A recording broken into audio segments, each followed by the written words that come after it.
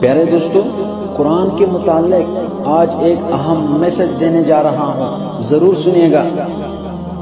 قرآن مجید تو دنیا میں سب سے زیادہ پڑھی جانے والی کتاب ہے، لیکن اس کے اپوزٹ قرآن ایک ایسی کتاب ہے جو دنیا میں سب سے زیادہ پڑھی جاتی ہے نہ سمجھ کر کے پڑھی جانے والی کتاب قرآن مجید ہے۔ یہ کتنی زیادتی ہے قرآن کے ساتھ، یہ کتنی افسوس کی بات ہے۔ اگر کسی سنگر کا کوئی سانگ آ جائے یا کسی بڑے بل گیٹس کی کوئی بک آ جائے تو لوگ پاگل ہو جاتے ہیں کہ اس نے کیا کہا ہے، کیا ہمیں دینا چاہتا ہے۔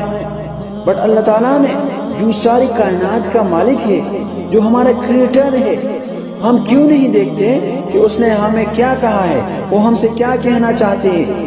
سو آج سے گائیڈلی ایک ٹرینڈ بنائے، قرآن کو سمجھ کر پڑھے، یہ میسج آگے پروٹ کرے اپنے گھروں میں، اپنے کزنس میں، اپنے فیملی میں، اپنے سوشل سرکل میں، تاکہ لوگوں میں یہ اویئرنس پیدا ہو جائے اور قرآن مجید کو سمجھ کر پڑھنا شروع کرے۔